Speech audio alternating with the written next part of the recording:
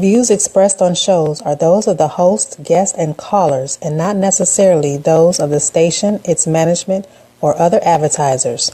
Use of these shows and all services provided therein are for personal use only. The Elevations Radio Network holds no responsibility for the validity or accuracy of information on these shows.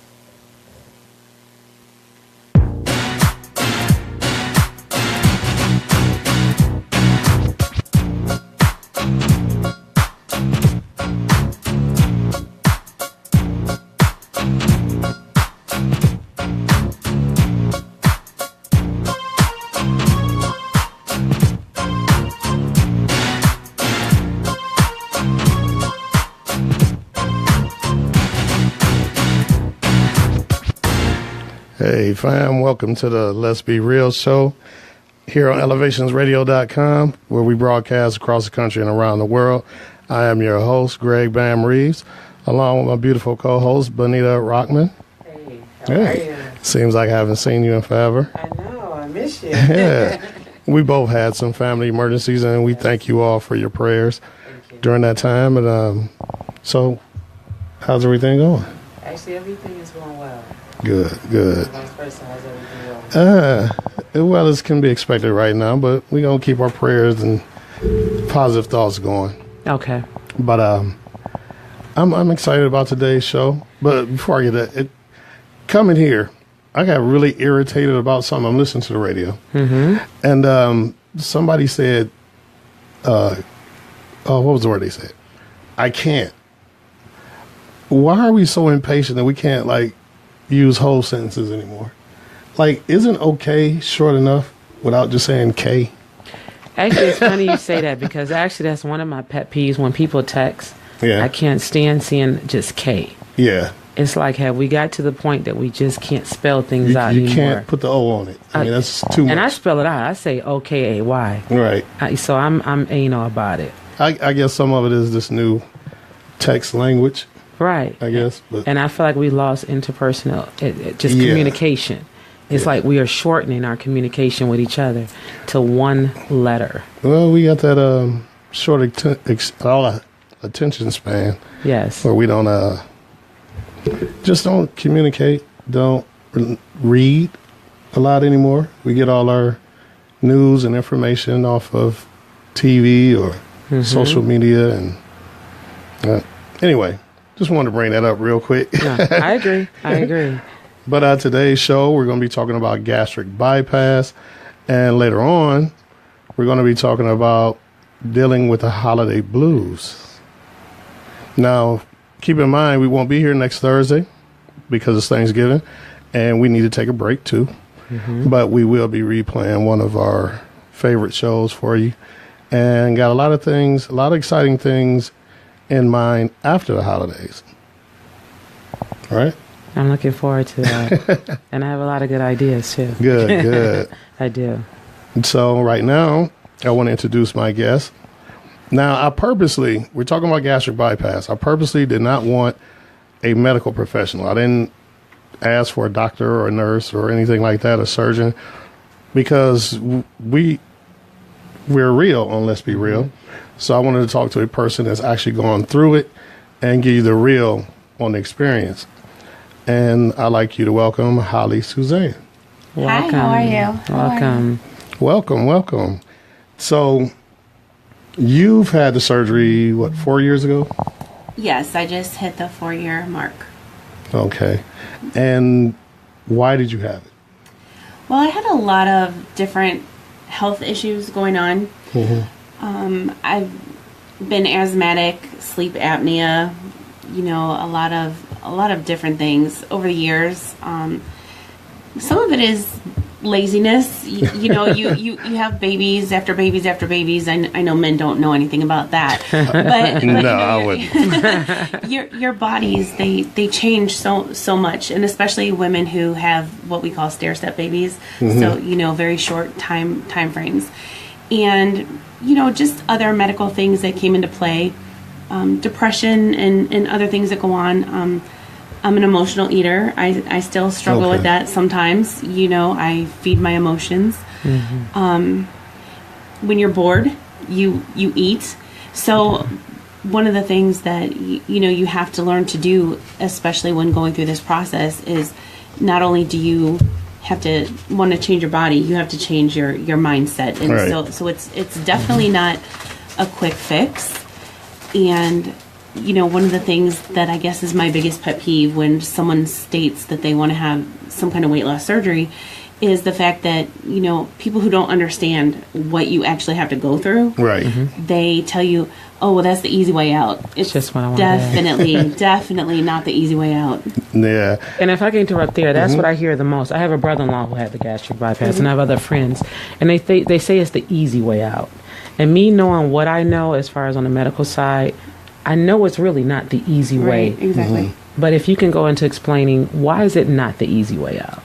Well, first off, there's a lot of different things that go into it. It's not just insurance and whatnot, but there are a lot of prerequisites and a lot of things that you have to do in order to be approved for the surgery. So some of the things that you have to do is you have to see a nutritionist, and each individual insurance company, they have different requirements of like how many times you have to go and whatnot. But the average is somewhere around 6 times. You have to have a medical evaluation by numerous people. The pulmonologist has to clear you. The cardiologist has to clear you. The nutritionist has to clear you. Your primary care doctor has to clear you. And then if you have any kind of other issues, you know, if you have sleep apnea, you know, they have to clear you. If you have any back issues, knee issues, joint issues, anything like that, those doctors have to clear you. Okay. So besides all of those things, you also have to go see a psychiatrist. That's and right. you have to have a psychiatric evaluation. Okay. And part of the reason that they do that is not because they think people are crazy who want to have the surgery. Right. It's because they want to know mentally where you are. Are you going to be able to handle what happens? Because people don't know what happens to your body. And for me personally, I can tell you, at the time that I started looking into it, the first time that I wanted to do it was 2005. Okay. And this was kind of in the beginning stages, like when it had only been out for a little while. And I started going through it, and I got cold feet. I got scared. Part of it was because I felt like the surgery that they did at that time, now looking back at it, is kind of funny, but it's kind of barbaric because they would cut you from hip to hip and then up and down, you know, to do it. And I just got scared. Okay. And I don't think at that time I was ready. So for me personally, I feel like it was divine intervention because I wasn't ready at that time. So kind of fast forward to, you know, about 5 years ago, I really started deciding that I wanted to have a better health. I wanted to make myself better. I wanted to be healthier. And I think I was very depressed because I was at the highest weight I had ever been in my life. I was like about 465 pounds, 470 pounds. And I'm solid. So, you know, you have people who are extremely obese and they're overweight. And, you know, coming from a big person perspective, you have sloppy big, Right. and then you have solid big, Right. So part of the issue with that is I just didn't know what was the best way to do things. So I ended up going to St. Vincent. Okay. And I met with someone there who they explain the process to you. They make you go through classes, you know, to be able to get it done. And I felt like that was just the right place to be. The person who was my advocate, she was amazing. She wasn't judgmental. And, you know, she said, if you need me to hold your hand, you want me to cry with you, you want me to laugh with you, whatever, I'm here. So I started the process. And then about halfway through the process, when I got my clearances and I was getting about 3/4 of the way done, the doctor who was supposed to be my surgeon, he left. Wow. And I panicked. I'm like, well, what do? You know, this is the person you're trusting and you've been knowing and going through these things. And I'm like, okay, well, maybe this is a sign I shouldn't have this done. Right. And, you know, my advocate, she's like, relax. She's like, you know, just think of it as, you know, people change professions or, you know, they get promotions every day. So this is not a bad thing. This is just, you know, you overthinking things. So I said, okay. And then I ended up meeting the new surgeon, and I loved him more than I did my other doctor. So I was very, very comfortable with them. So part of the process after that is, you know, you get approved, you know, for your insurance, and then based upon your BMI, which is your body mass index, for people who don't know that, there are just different requirements. So anyone between up to 25, if your BMI is up to 25, you're considered normal. Okay. 25 to about 30.1, or before you get to 30.1, I should say, it's overweight. and then 30.1 and over is considered obese. Okay. And then at the point that I was at like 64 was my BMI. So I was like morbidly obese. I should have been dead a lot of times over. Wow. based on numbers. Numbers, right. Now, you can't always just go strictly by numbers. Correct. It's obviously, you know, how your health is, what you do you exercise, do you have those kind of things. So before you have the surgery, you have to do a process of liquid diet, which is definitely not fun.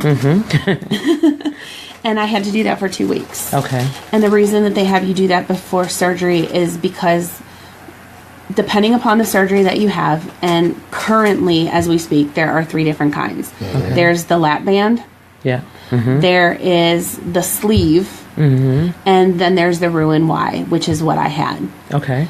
The lap band, in my personal opinion, I don't feel that I feel like that one, it's the easiest Okay. of the surgeries. However, you have something sticking out of your side to it adjusts and whatnot. Wow.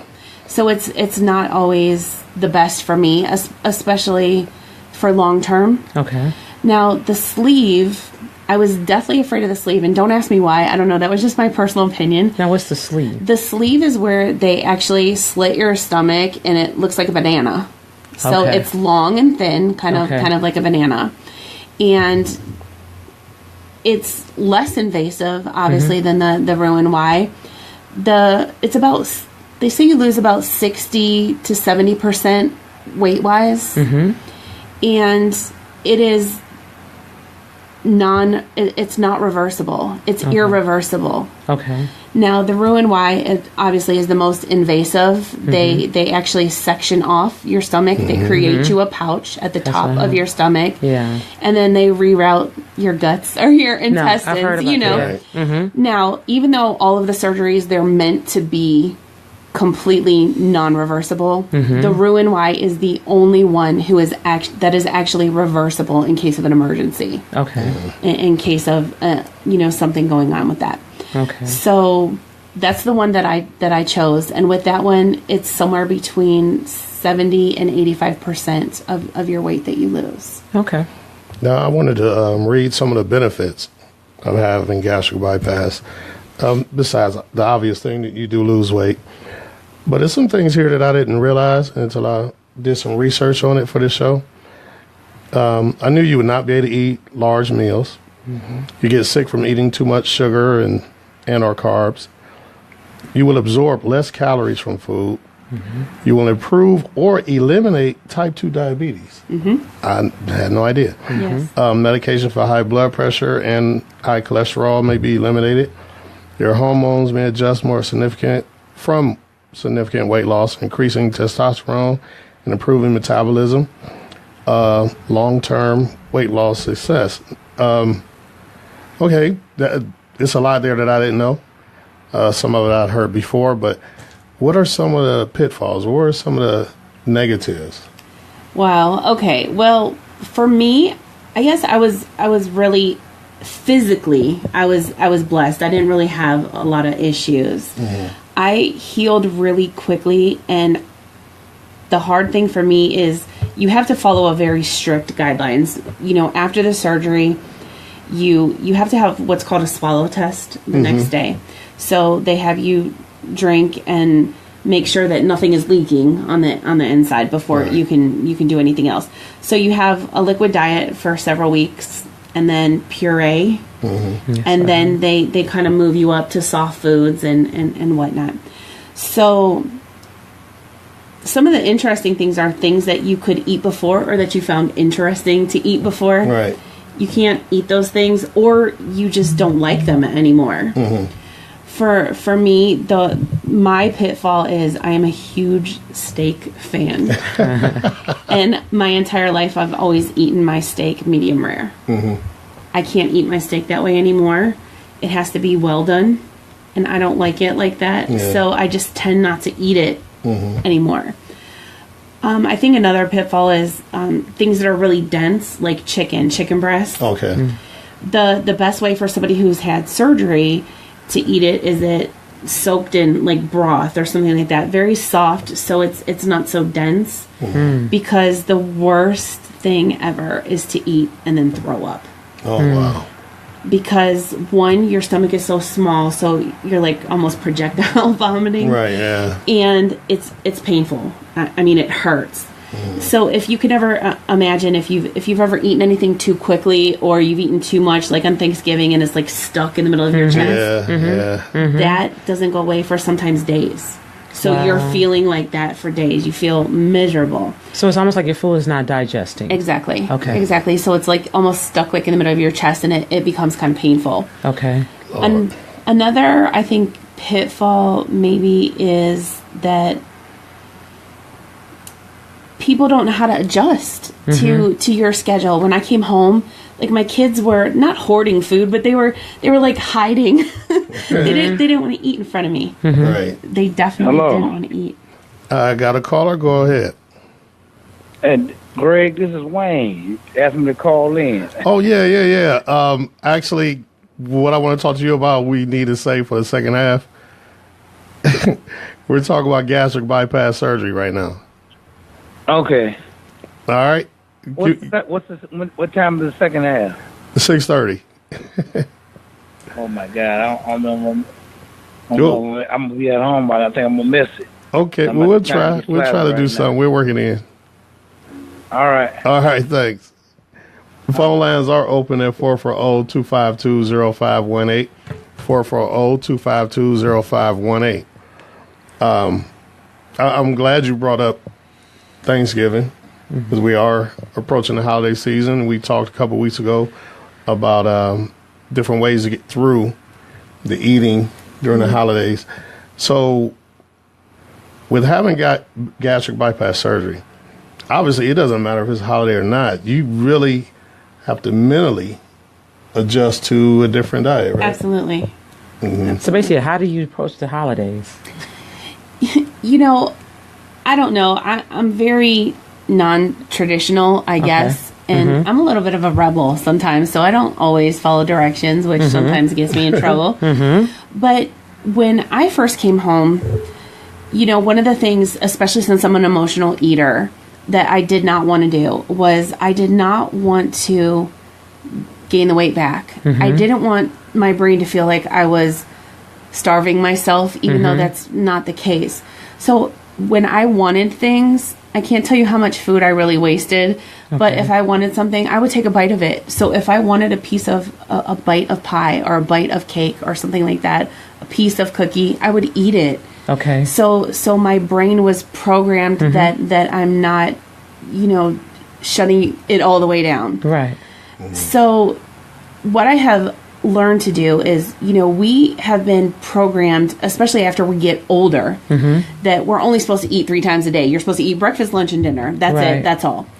But I think the thing that we forget is when you're a child, when you're a baby, and as you're growing, these babies are getting fed every couple hours because that's how they're getting their nutrition.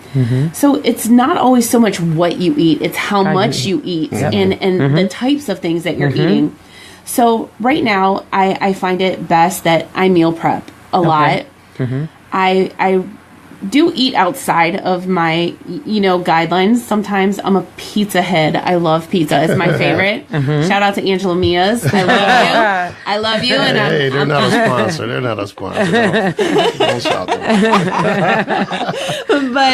But I've learned how to make pizza at home. Okay. And it's very healthy. So instead of the carbs, you use cauliflower. That's what I say. Or cauliflower zucchini. pizza. Yes. Yeah. And you can make it that way. And it's definitely much better for you. Okay. But when you look at a plate, if you think of like take-home boxes, you know how when you open it, the big section that they give you is usually supposed to be for your meat and potatoes, Right, Yep. right. and then the 2 small sections for your 2 sides.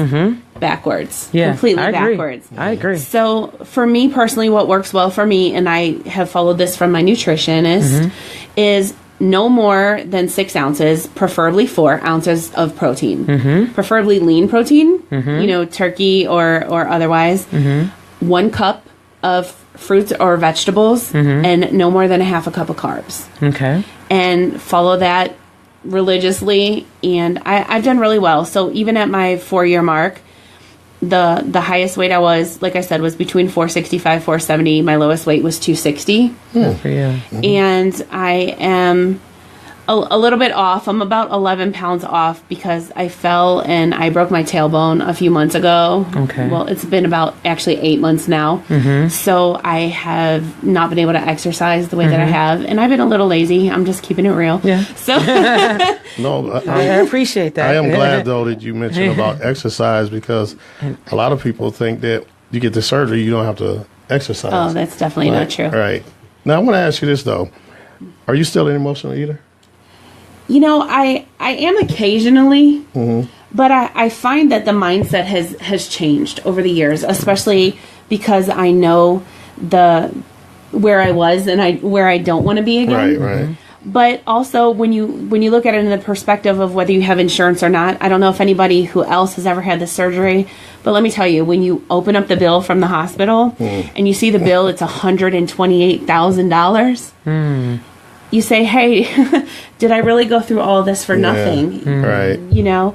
And the longer that you go on, the harder it is to lose, because eventually your body just gets to a place where it either plateaus or in my particular case, I'm never meant to be a little person. I'm never going to be, I think the doctor, they want me to be like 148 pounds. I used to be 5'7". I've shrunk a little bit. I'm like 5'6" and a half.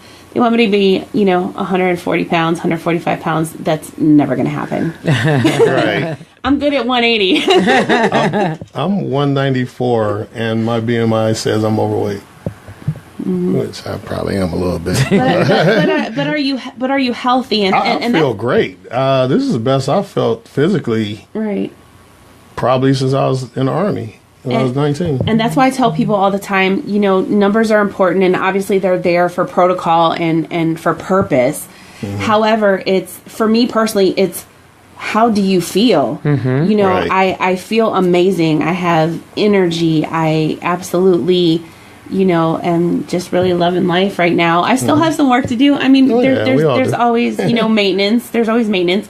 But I'm about 11 pounds away from 200-pound mark. And that's my goal. That's my next goal. And then you just take it one at a time. It's one day at a time. It's one day at a time. I agree. That's great. So are there any support groups that helped you out, or did you go to a lot of counseling, to change the mindset as far as the emotional eating and stuff like that? I'm a big internet junkie. Right. Okay. I do a lot of research. I do a lot of self-reflection. And then I also do a lot of research. I found that journaling really, really, really helps. One of the other things is, a lot of people use a lot of different apps. I personally like MyFitnessPal. Okay. Because you can scan barcodes and it'll put in exactly. Right. And there's a lot of times where maybe you're eating something and you're not thinking that it's really that much. I can tell you one of the biggest obstacles that I had was drinking my calories. Coffee with creamer. The Splenda's great, but for every little container of that creamer that you're pouring into your coffee at the gas station, it's 30 calories for each one. So the coffee may only be 40 calories in itself, just black. Right. And the Splenda, 3 Splenda, that's 90 calories. That's not so bad.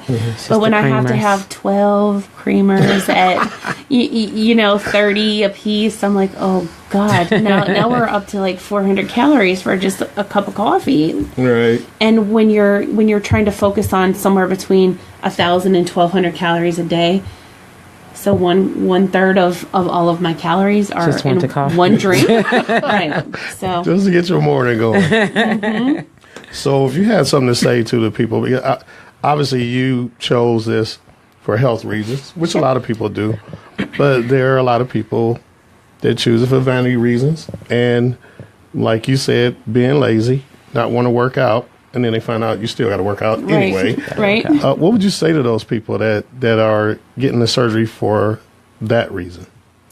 Well, I'm I'm never really one to judge because you know I am. I judge. what when you see people, you know what they project to you or what they say to you may not really be what's up here. Right. You know, everyone I think has a very delicate balance, and you know, there's always self-preservation in everything. Yeah. So as far as vanity reasons, you know, I think they kind of cut that out a little bit because there's certain stipulations that you have to fit into it. I mean, unless you're like extremely rich and you're just going to pay somebody, to do your surgery. But there's certain guidelines that they have to follow, and you have to meet those requirements in order to have the surgery. Now, you know, for vanity purposes, if that's what makes you feel good at night, and if that's what makes you happy, then so be it. I'm not one to judge, and if you find peace and solace in anything, who am I to tell you that you're wrong? Right. But I would say that if you don't change your attitude, you don't change your mental, it doesn't matter how much you change of the physical. That's right. Because nothing else is going to change. If you keep doing the same thing over and over and over, that's just insanity. And I brought that up because I have a cousin who, I won't mention her name, but she actually gained weight in order to get the surgery. And I was like, if you put that effort in the other direction, you gained weight so you can get the surgery.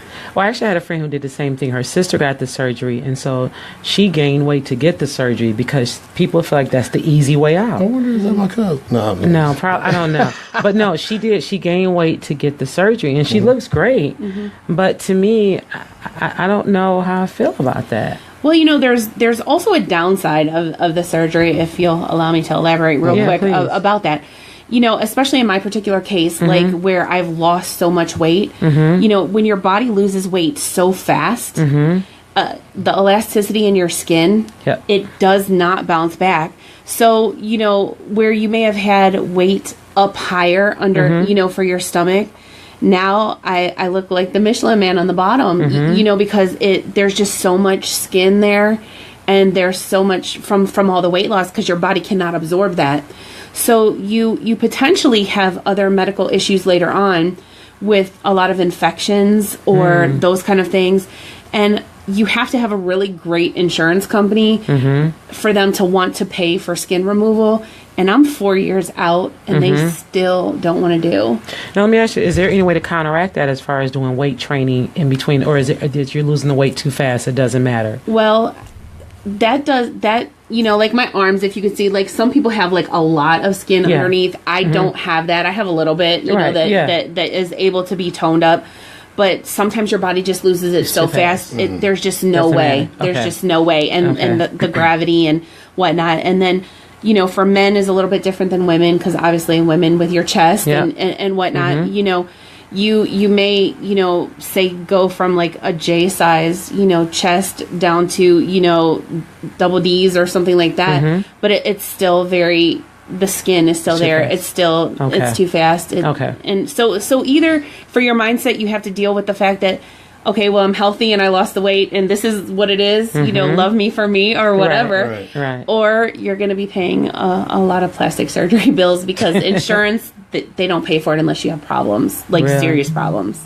That makes sense. Yeah, I was going to bring that up too. I'm glad you mentioned it about the skin.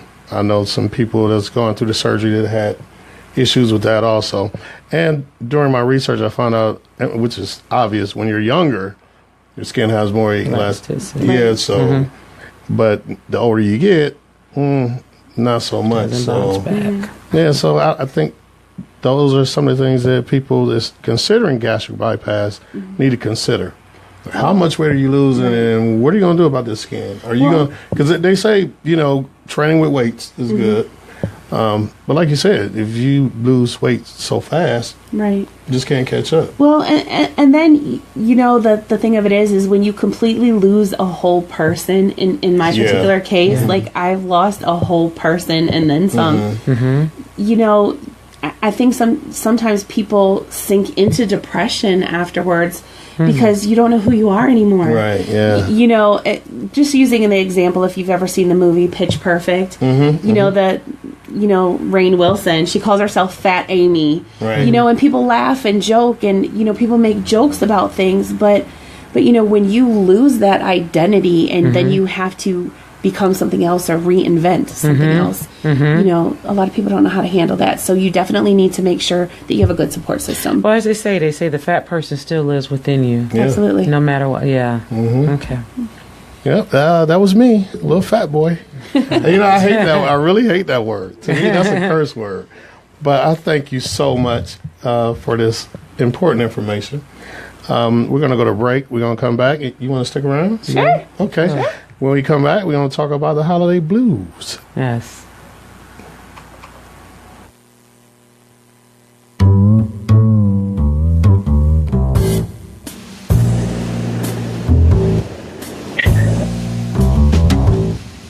It ain't the second half yet, is it? Peel me a grape, All right. crush me some ice, skin me a peach and save the fuzz for my pillow. Talk to me nice, you got to wine me and dine me. Don't try to fool me, ooh, but do me. Either amuse me, hey, or lose me, I'm getting hungry. Oh, peel me a grape. Peel me a grape. Peel me a grape. Pop me a cork. French me a fry. Crack me a nut and bring a bowl full of bonbons. Chill me some wine. Just entertain me. Ooh, champagne me. Show me you love me. Show me you love me. Best way to cheer me. Ooh, cashmere me, I'm getting hungry. So peel me a grape.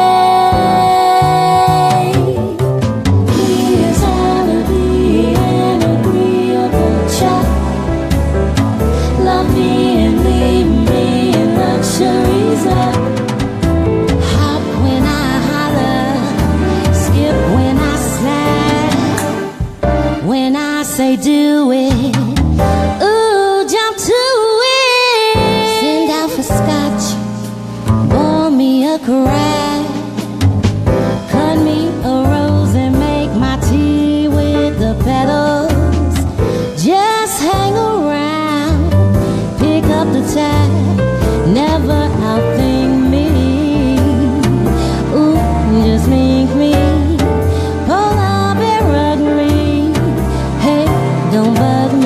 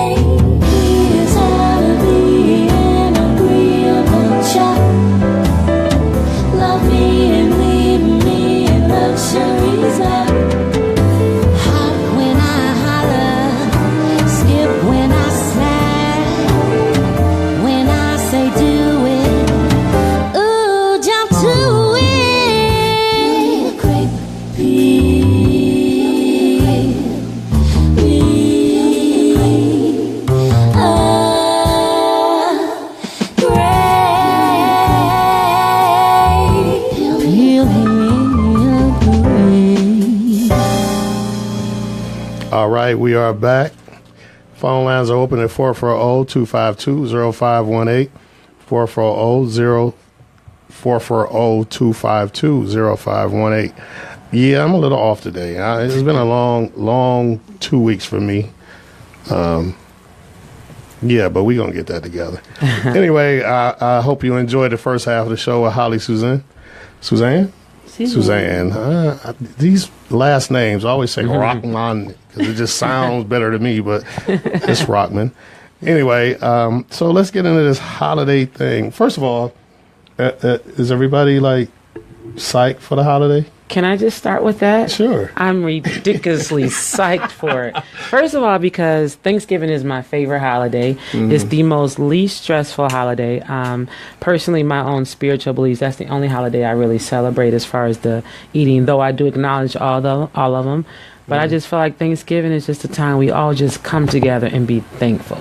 Right. It's no stress as far as who bought what did you buy, was it good enough? It's just you come together just to be happy and thankful. And it's the beginning of eggnog season. I don't drink eggnog, so man. I'm lactose, but I can drink what comes with it, but I don't drink the eggnog. But no, I just love Thanksgiving. Is so fun. You're just thankful. It's no stress. You just show up with yourself and the plate. It's That's funny. It. It's funny you mention that.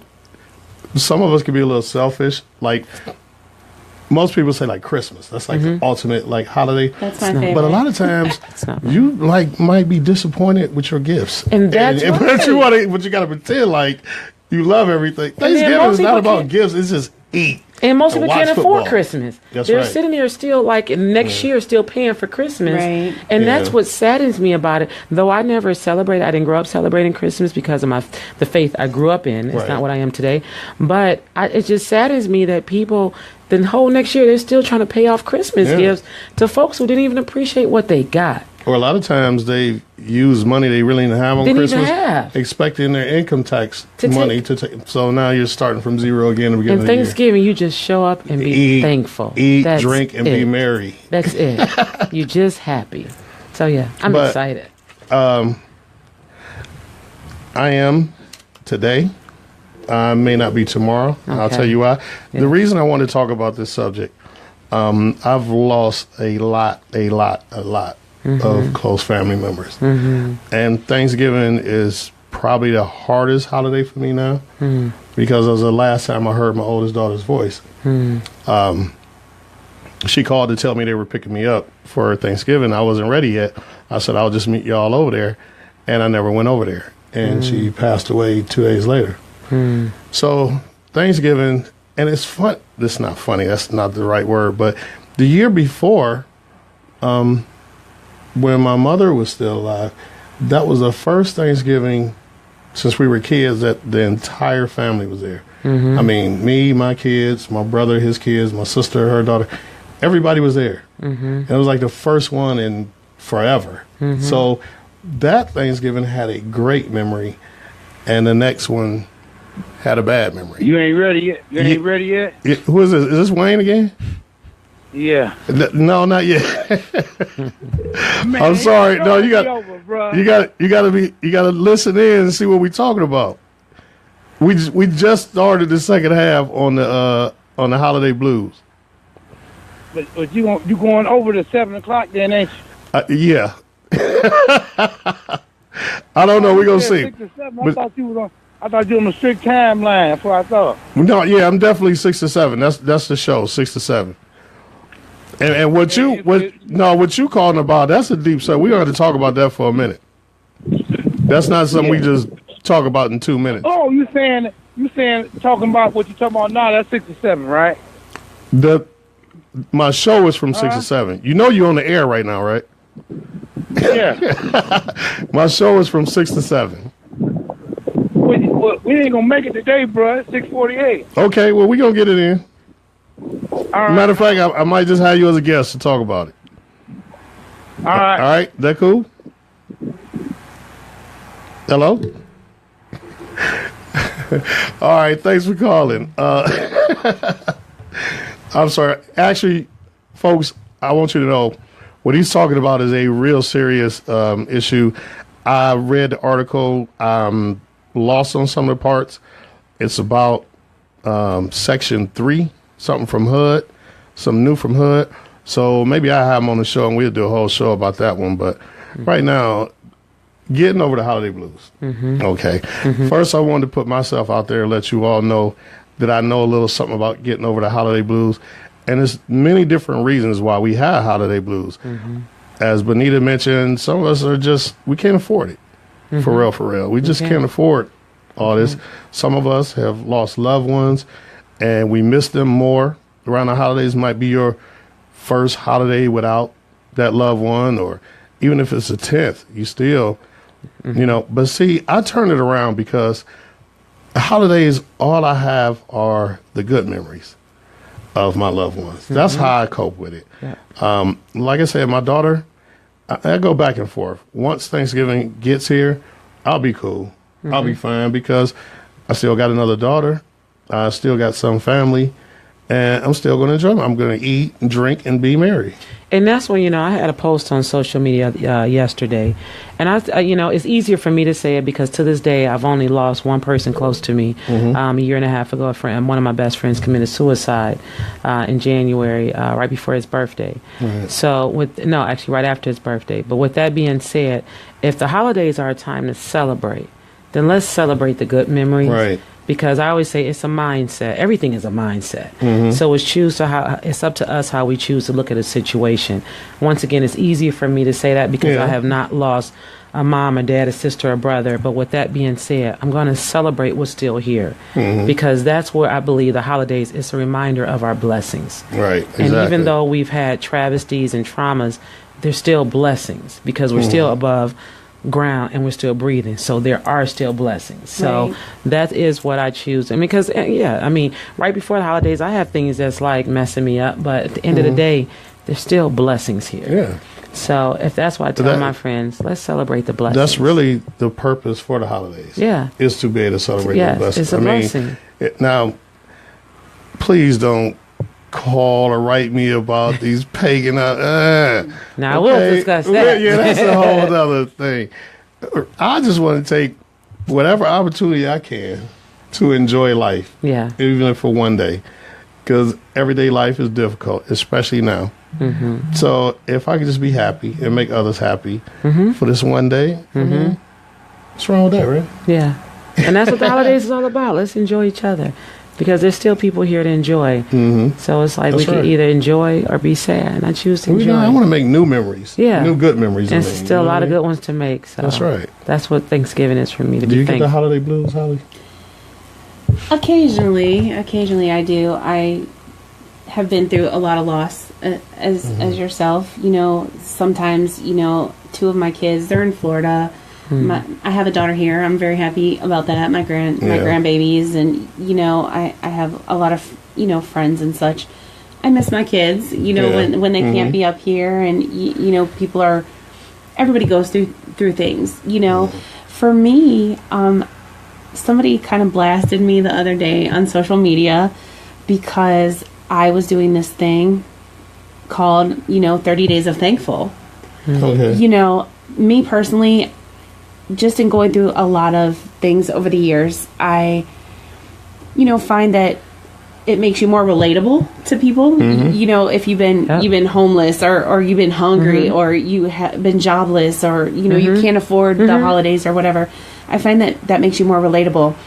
But just because I'm thankful for these particular 30 days in general, that doesn't mean I'm not thankful the rest of the year. So somebody blasted me, and we're like, well, you should be thankful the entire year. Well, I am. But for me, I try to focus every day on something specific. So I can remind myself of the things that I'm thankful for, and then I can kick myself in the butt for things that I take for granted sometimes, and just kind of maybe push to the wayside because you're used to it being there, or you're used to a person being there, or something.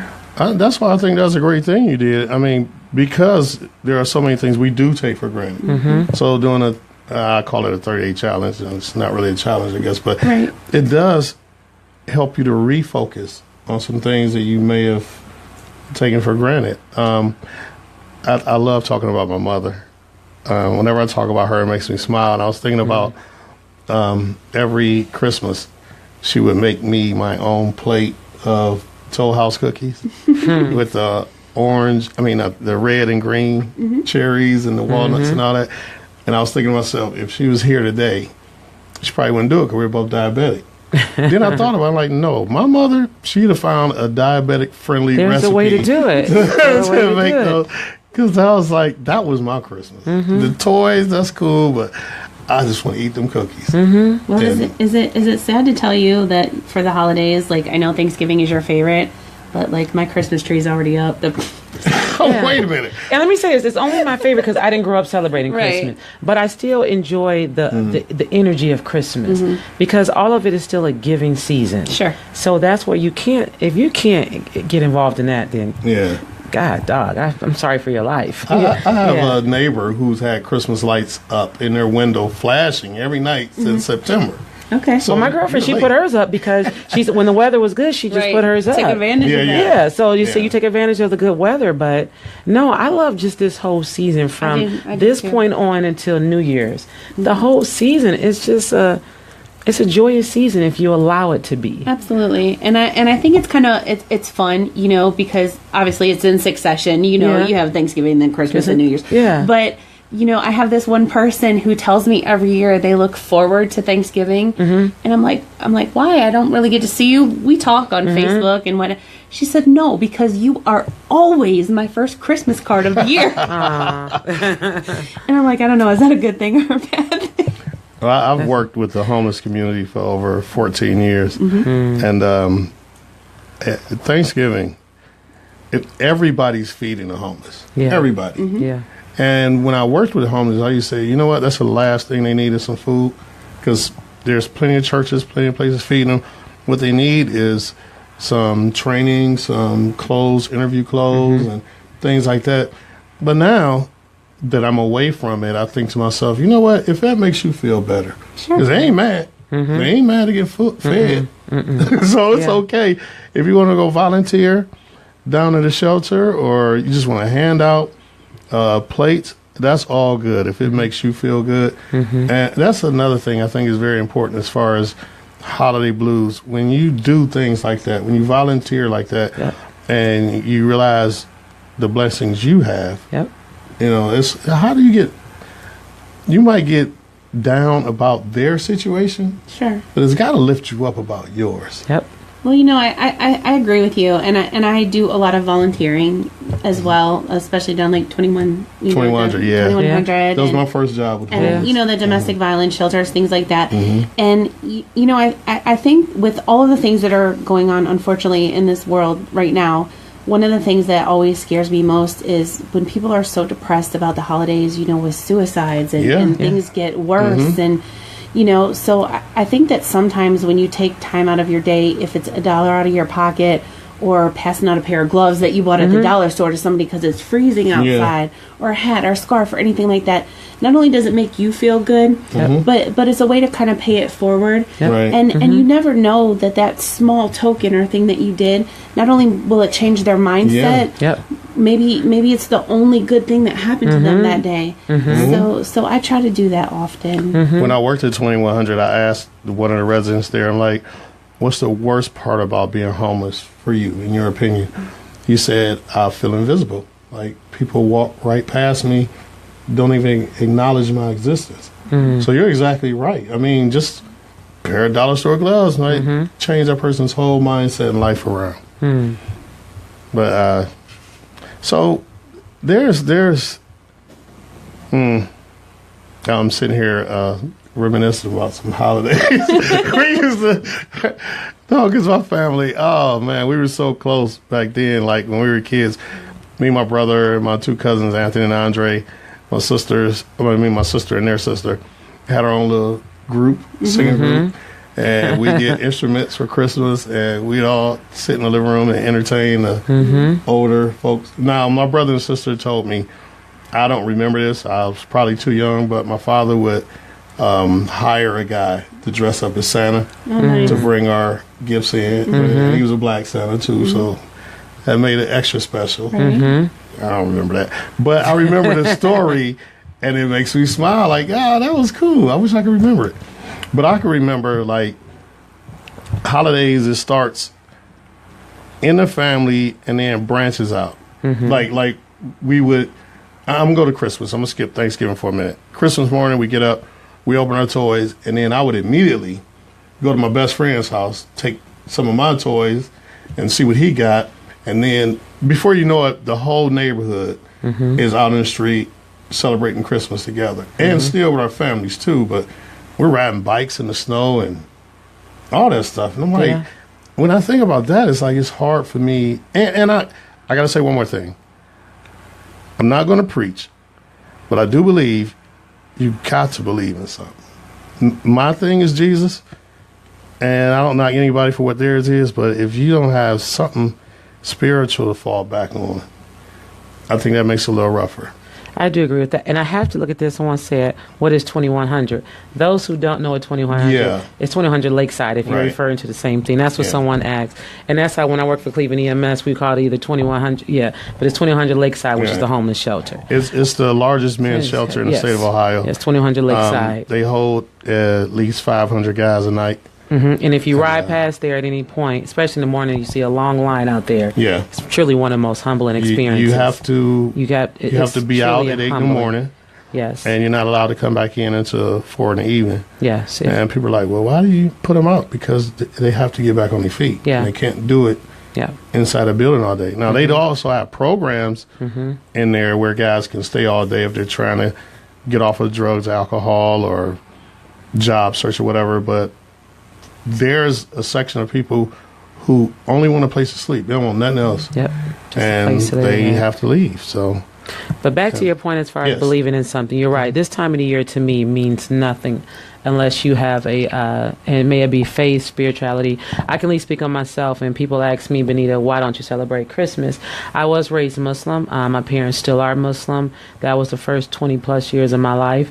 After that, I did become a Christian. Today, I am very spiritual, and I say that to say I embrace all faiths. I embrace the seasons. I embrace all seasons.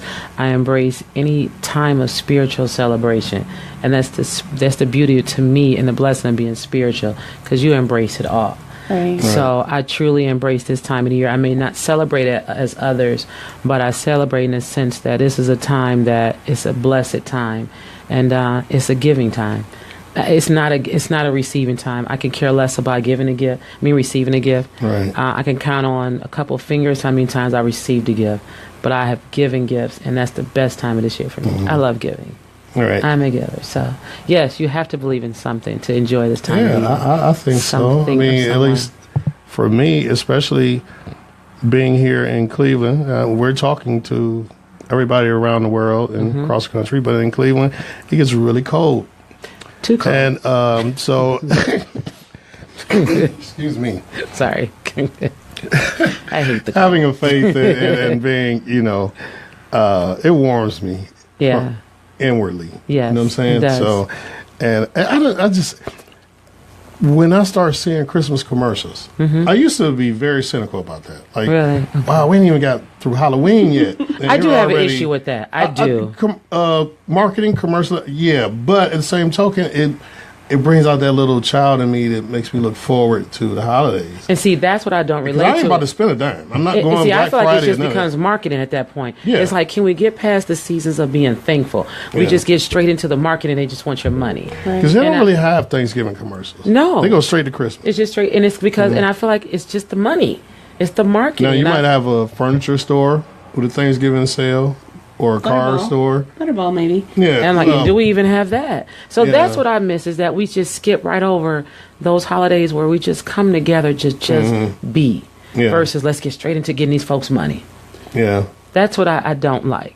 I agree with you. That bothers me. The one thing, though, on the flip side of that, the one thing that I love the most, no matter what holidays you celebrate or whatever religious faith you have or whatever you believe in, during this period in time, you get to see additional sides of people. And I think during this time, it's amazing because you get to see the best of people during this time. It brings out something. It does. It So does. if we could just get humanity to continue this the rest of the year and evolve from just a couple months. Yeah. And I think the world would just be such a better place. And that's what I try to hold on to. That's the goal. I to carry that feeling throughout the whole year. I do try to hold on to that. And even those of you who may have the holiday blues because you don't have family or much family, I've noticed as years going on, my family's gotten smaller and smaller and smaller. My immediate family now is me and my brother and my father. I'm not, I got a daughter. Right?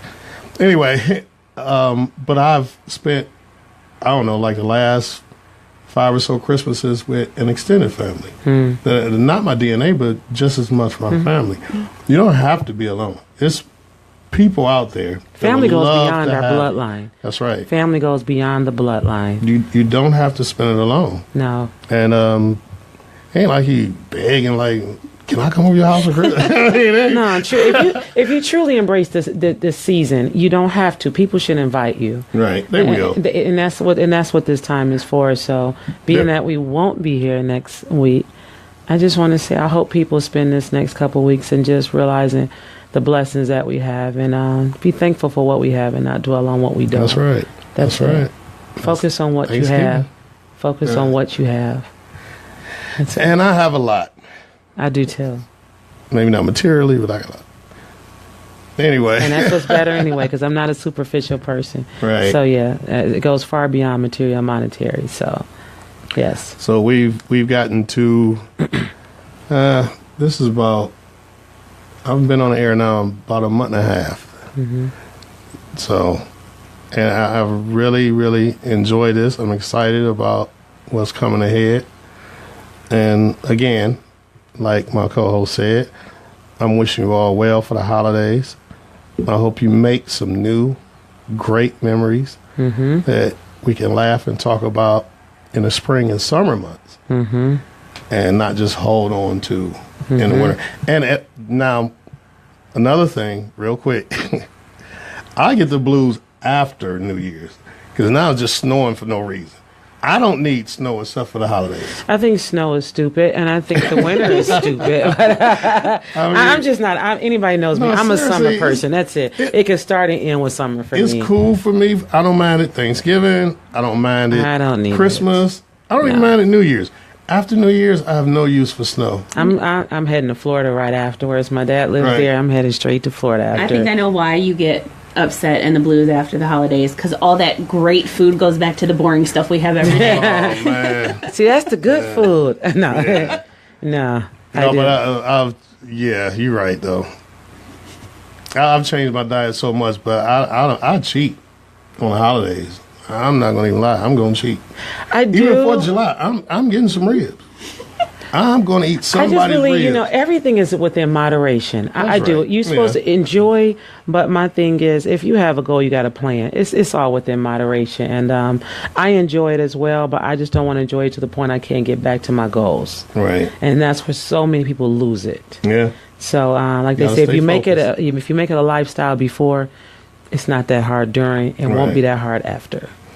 Well, I want to thank our guests so much. Holly Suzzane for being here. Thank you, Holly. A lot of great information. Yeah. And I'll expect a plate. And if anybody has any questions about it, you're welcome to tag me on Facebook, inbox me. I'll answer any questions you have. That's right. You can contact us on elevationsradio.com. If you're interested in sponsorship or advertisement, we have, from what I hear, good prices on that. You can also contact us on elevationsradio.com. You can like the Elevations Radio page. If you got any questions for me, Benita, Holly, or any of my previous guests, you can hit us up there. And good to have you back, partner. I'm happy to be back. I'm excited. And I just want to wish everybody a happy and a blessed Thanksgiving. I look forward to talking to you afterwards. For sure. And like I always say, develop your hunger for knowledge and feed it. Pick up a book and read it. Set a goal and see it through. And always, always believe in you. Love and peace, fam. Deuces.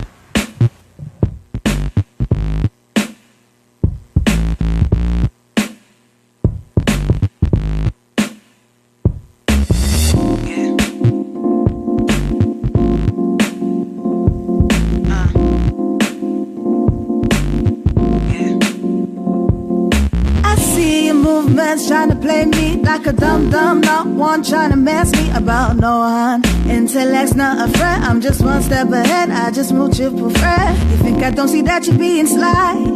I see you running just to steal my shine. You're acting snaky lately, it ain't fine. And did you ever wanna see me rise? You're acting sometimes for the night. Patience is running out of time. Pretty soon I won't give a damn, but seems you'll be fine with that. I go for mine, I got to shine. So I'ma put my hands up in the sky. I go for mine, I got to shine. And you got me wondering, but this is real, real love, real love. This is convenient, ain't gonna be here for convenience. This is real.